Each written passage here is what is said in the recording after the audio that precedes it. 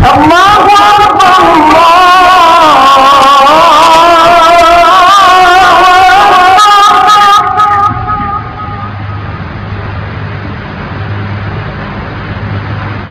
اللہ الرحمن الرحیم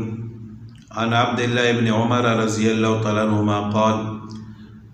سمعت النبی صلی اللہ علیہ وسلم یقول اذا مات احدکم فلا تحبسوه واسرعوا به الى قبره وليقرأ عند راسه فاتحة البقرة وعند رجليه بخاتمة البقرة۔ حضرت عبداللہ بن عمر رضی اللہ تعالیٰ عنہ سے روایت فرماتے ہیں کہ میں نے رسول اللہ صلی اللہ علیہ وسلم کو فرماتے ہوئے سنا کہ آپ صلی اللہ علیہ وسلم نے ارشاد فرمایا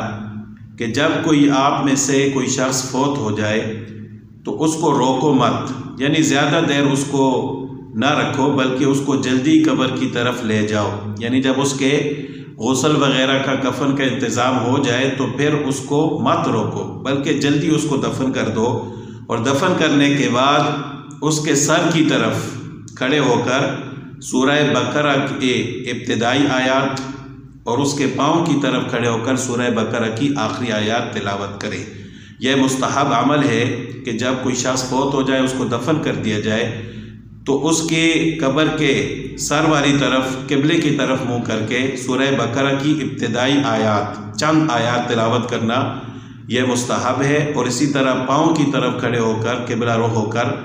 سورہ بقرہ کی آخری چند آیات تلاوت کرنا یہ مستحب ہے۔ فرض یا واجب نہیں ہے، اگر رہ بھی جائے کوئی حرج نہیں ہے، لیکن اگر اس پر اللہ تعالیٰ اجر و ثواب عطا فرما رہے ہیں، مستحب عمل ہے تو پھر اس کو کرنا بھی چاہیے، اور جو لوگ منع کرتے ہیں کہ نہیں کرنا چاہیے بدعت ہے، تو آپ صلی اللہ علیہ وسلم نے خود ارشاد فرمایا، تو آپ صلی اللہ علیہ وسلم کا ارشاد کیسے بدعت ہو سکتا ہے؟ تو اسی وجہ سے جب بھی کوئی شخص فوت ہوتا ہے تو اس کے سر کی طرف سورہ بقرہ کی ابتدائی آیات اور پاؤں کی طرف آخری آیات تلاوت کی جاتی ہیں۔